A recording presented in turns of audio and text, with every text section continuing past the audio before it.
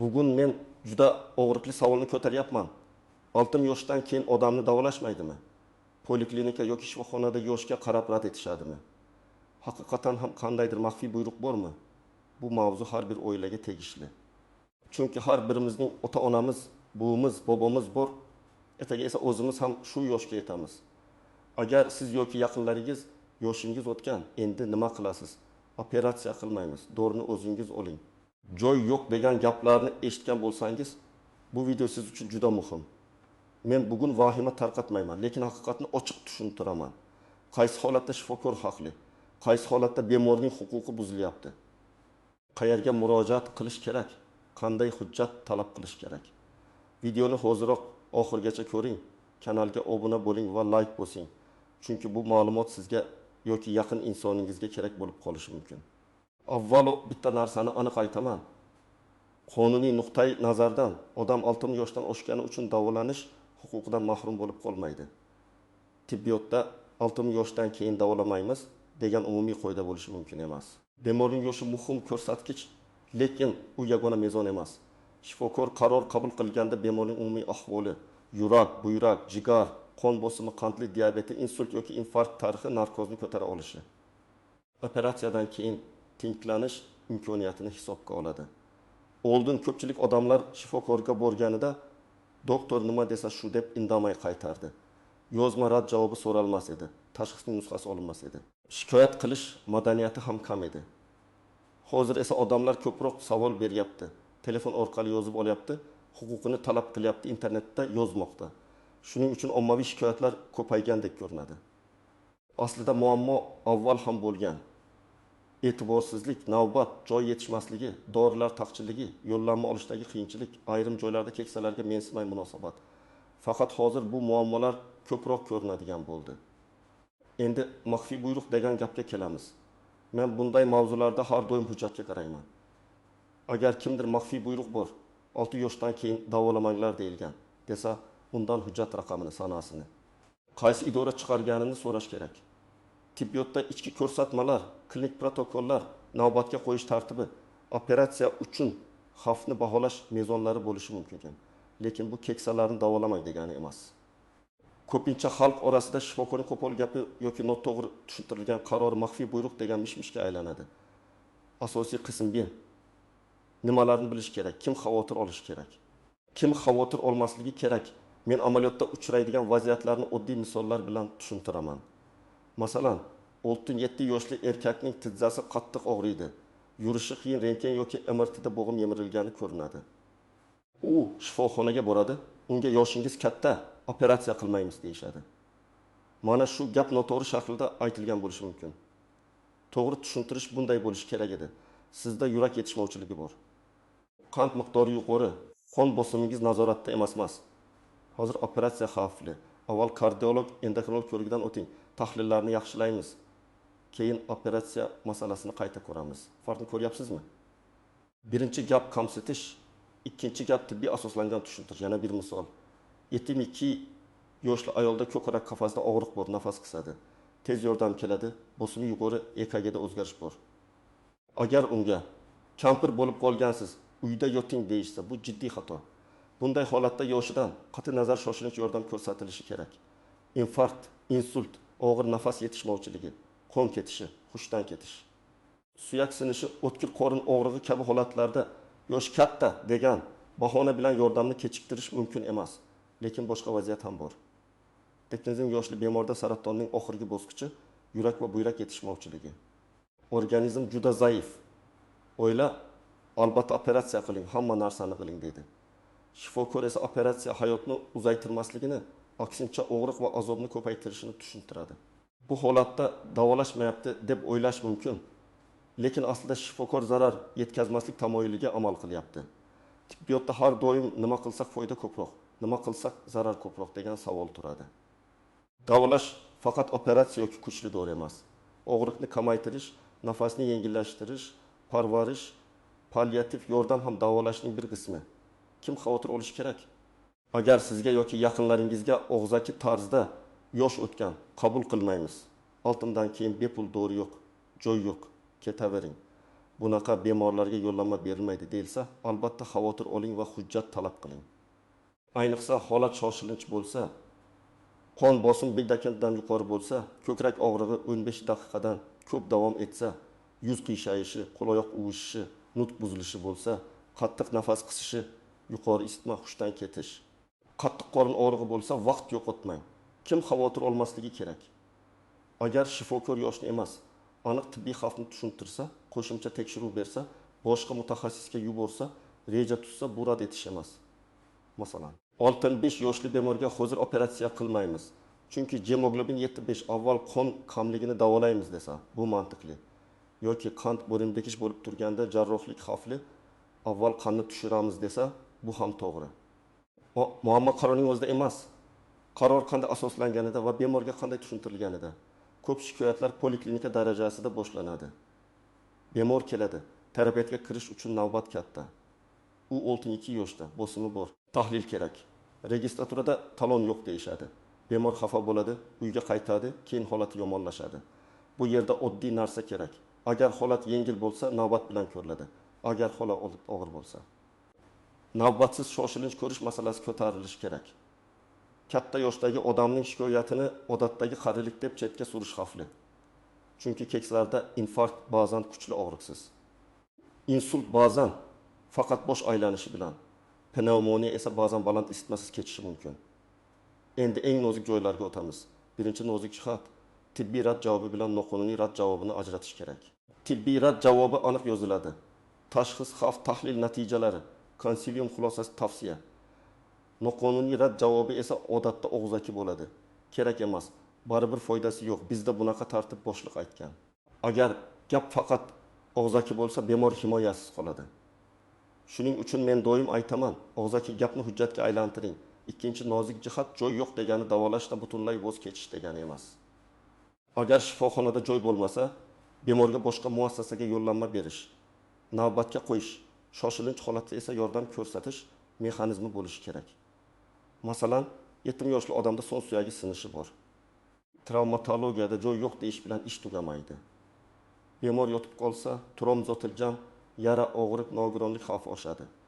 Bunday holatda qaysi shifoxonada joy borligi qachon ko'rilishi, og'riqsizlantirish va vaqtinchalik parvarish qanday bo'lishi aniq aytilishi kerak.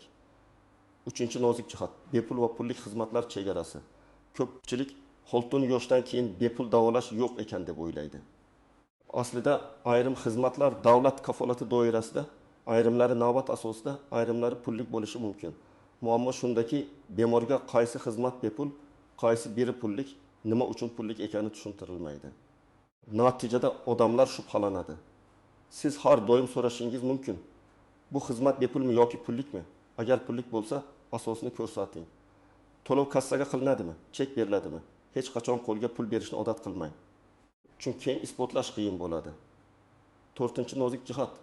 Keksalarda bir nechta kasallik birga keladi. Masalan, 68 yoshli ayolda qandli diabet, qon bosimi, buyrak muammosi va ko'z xiralashishi bor. Bu ko'z operatsiyasini xohlaydi. Oftalmolog uni endokrinologga yuboradi. Bemor meni sarson qilyapti deb o'ylaydi. Ba'zan haqiqatan ham ortcha sarsonlik bo'ladi, lekin ba'zan bu xavfsizlik uchun kerak. Qon nazoratda bo'lmasa, operatsiyadan keyin yara bitishi yomonlashadi. Infeksiya xavfi oshadi. Shuning uchun har bir yuborishning sababini so'rang. Bu ko'rik operatsiya qaroriga qanday ta'sir qiladi? Shifokor buni tushuntirishi kerak. 5-nozik jihat. Qarilik tashxis emas. Men bu gapni alohida ta'kidlayman. Agar odamning boshi aylansa, uni faqat yoshdan demaslik kerak. Sabab kamqonlik, yurak ritm buzilishi, quloq ichki muammosi. Dorilarning nojo'ya ta'siri suvsizlanish, qon tushib ketishi bo'lishi mumkin. Agar tizza og'risa, bu ham shunchaki qarilik emas, artroz, yallig'lanish, suyak zikligi kamayishi, podagra bo'lishi mumkin. Agar xotira pasaysa, bu ham har doim qarilik emas, qalqonsimon bez, B12 vitamini yetishmovchiligi, depressiya yoki dori ta'siri bo'lishi mumkin. Shuning uchun keksalarning shikoyatini tekshirish kerak. 6-nozik jihat. Qarindoshlar ham ba'zan xatoga yo'l qo'yadi. Bemorning o'zi davolanishni xohlaydi, lekin farzandlari endi yosh o'tgan, qiynamaylik deb olib bormaydi. Yoki aksincha bemor juda og'ir ahvolda. Shifokor palliativ yordamni tavsiya qiladi, lekin oila real holatni qabul qilmaydi.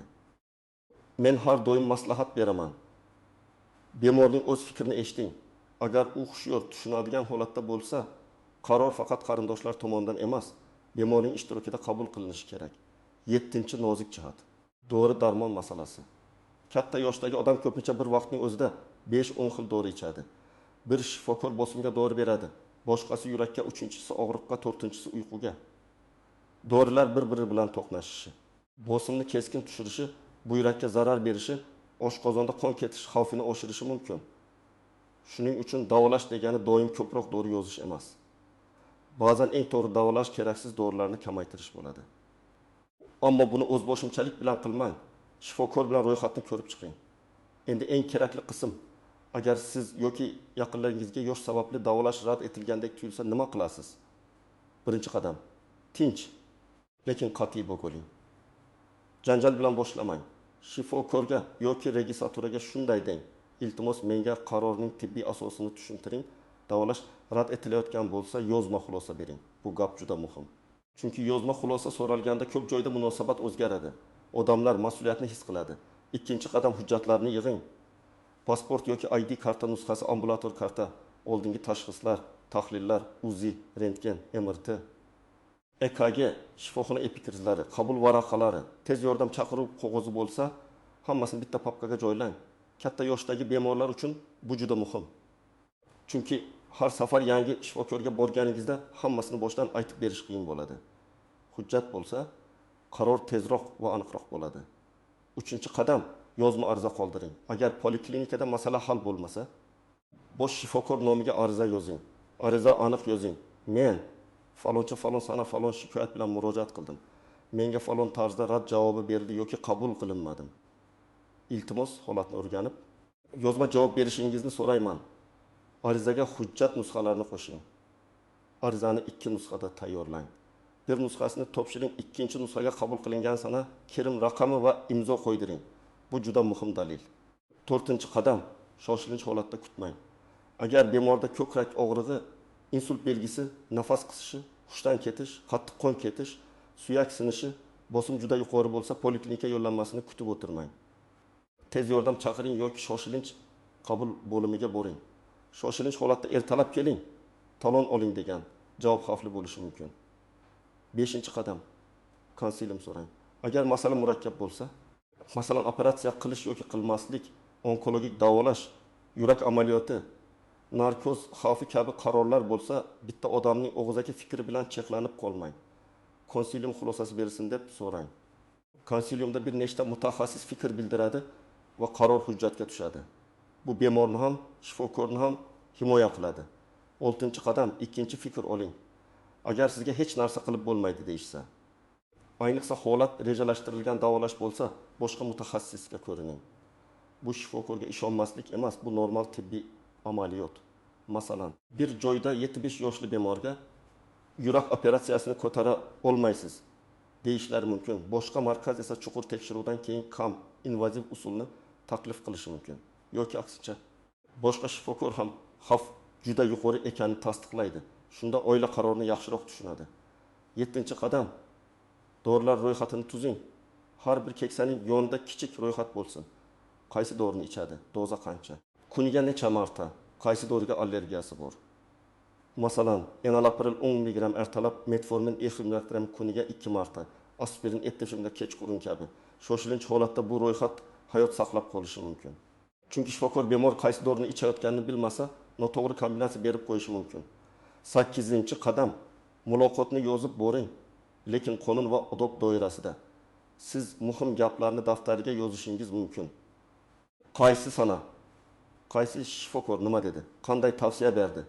Agar audio yoki video yozish masalasi bo'lsa, buni janjalga aylantirmang.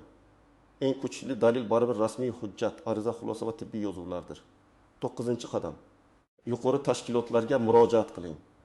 Agar muassasa ichida masala hal bo'lmasa, tuman yoki shahar sog'liqni saqlash bo'limiga, viloyat sog'liqni saqlash boshqarmasiga, sog'liqni saqlash vazirligining murojaatlar tizimiga, ishonch telefonlariga yoki rasmiy qabulxonalarga murojaat qiling.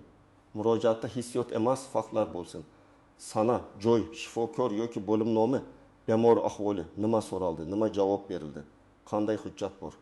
onamni davolashmadi degandan ko'ra, onam 18 yoshda falon belgilar bilan falon kuni murojaat qildi, yozma xulosa berilmadi, shoshilinch tekshiruv o'tkazilmadi desangiz, murojaat kuchliroq bo'ladi.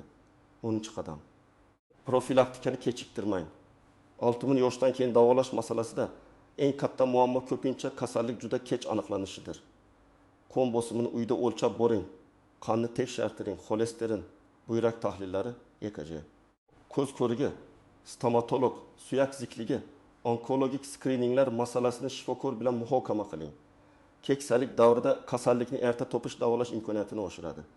Masalan, bosim yillar davomida nazoratsiz qolsa, insult xavfi oshadi. Qon nazoratsiz bo'lsa, ko'z, buyrak, oyoq tomirlari zararlanadi. Oddiy tahlillar ba'zan katta asoratning oldini oladi. Men yana bir muhim maslahat beraman. Shifokordan aniq reja so'rang. Endi nima qilamiz? Degan savolga javob quyidagicha bo'lishi kerak. Qaysi tahlillar topshiriladi? Qachon qayta kelinadi? Qaysi dori ichiladi? Qaysi belgilar bo'lsa tez yordam chaqiriladi? Qaysi mutaxassisga boriladi? Agar bemor uyga hech narsa tushunmay qaytsa, bu yomon muloqot belgisi. Siz bemor sifatida tushuntirish olishga aqlisiz. Yana real misol keltiraman. 64 yoshli ayolga poliklinikada bel og'rig'i yoshdan deyilgan. U uyda og'riq qoldiruvchi ichib yurgan. Keyin ma'lum bo'lishicha, unda umurtqa siqilish sinishi va suyak ziqligi pasayishi bor ekan. Agar boshida rentgen yoki kerakli tekshiruv qilinganda og'riqning sababi tezroq topilardi.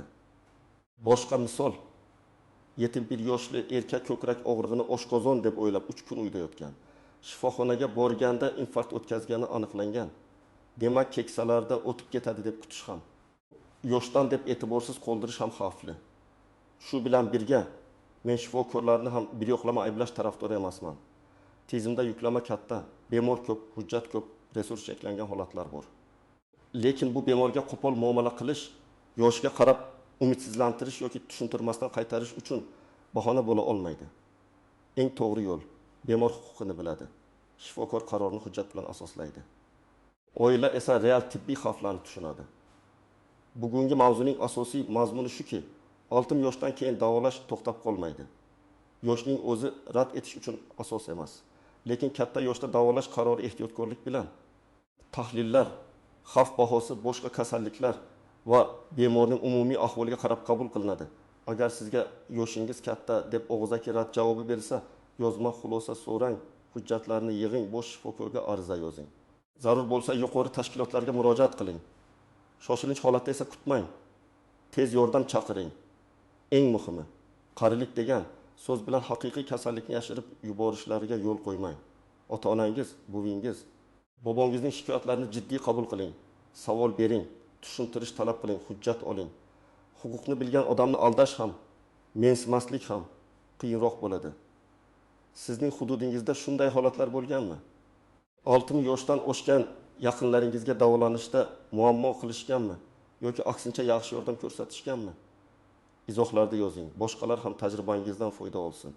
Agar video foydali bo'lgan bo'lsa, like bosing. Kanalga obuna bo'ling va bu ma'lumotni ota-onasi bor keksalarga qaraydigan barcha yaqinlaringizga yuboring.